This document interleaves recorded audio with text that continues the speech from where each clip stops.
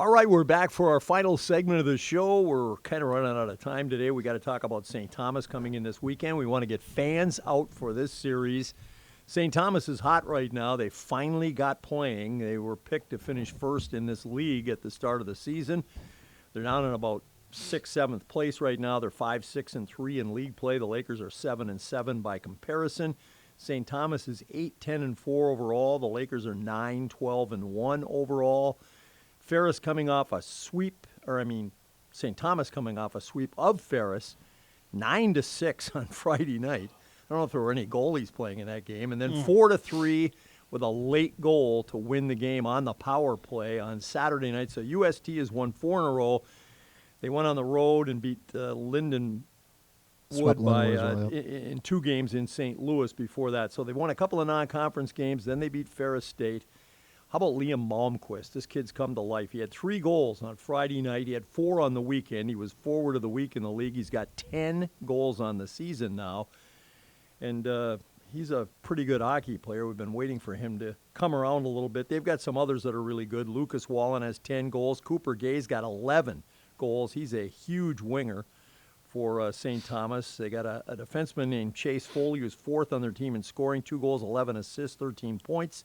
Aaron Trotter in goal, 2.62 goals against average, 907 save percentage. Jake Seibel also plays a lot of goal for them.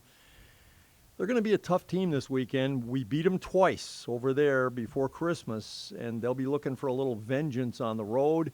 And the Lakers got to be ready. This will be a big weekend, and we just hope we can get a lot of people out to watch this series. Yeah, you kind of hit parts of it there. Not only 4 straight, but won 5 of their last 6. Their only loss coming out of the break was a 1-goal loss to a good St. Cloud team. So they found something over the break. This team that, like you said, the projections and polls had them high up.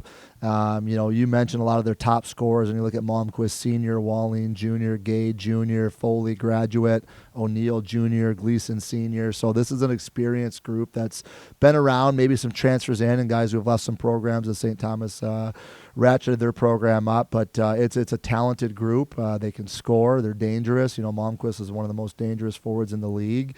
So yeah, it's been a really different start for them than what they went through in the first half. It's always interesting when you meet team. Like, I think Bowling Green had some struggles early. All of a sudden, they've won, 4, 5, 6 straight, something like that. Bowling Green's hot. We maybe caught them at the wrong time. Stover gets healthy, and now they're rolling. And, when we probably saw St. Thomas when they were, not probably, they were looking for their identity. They were struggling early on, and so, a good time to catch them. And now maybe not so much with 4 straight wins and really finding their game as well. So it's always interesting, and when that happens and when that looks at. But yeah, they've been really good. And the first thing I did, I watched a little bit of the Michigan Tech game post-game Saturday on the bus ride home, had to clip a couple things I wanted for the team and for the penalty kill, and then quickly turned the page towards St. Thomas. And what stood off the page was Connor Milburn. Us having Connor Milburn for that series changes our forward group, changes our team. He was a little bit banged up then. That's when we're saying tip of the iceberg. As good as he's playing, he can still play better. And so that was kind of glaring to watch coming off of that weekend there as well. But in Batch Elder, that might have been his first weekend back. Batch, he might have just gotten healthy for the first time, and he scored the big breakaway goal, I think, on Saturday night, and was a big part of that as well. So so we saw them, we knew them. Those were, we scored an empty net goal each night. They closed the gap. I think we had a 4-1 lead, really in control on Saturday night before a late goal and then an extra attacker goal to make it a 1-goal game. Then we scored the empty net goal. But Friday was a close game, and it's going to be competitive. Like, you have to play 60 minutes just to have a chance to win a hockey game. And I think we'll see another great weekend of CCHA hockey. A lot of pace, a lot of skill, a lot of up and down. This is a team, again, with that high level of skill. They love to turn pucks over. They love to attack on transition, attack on the rush.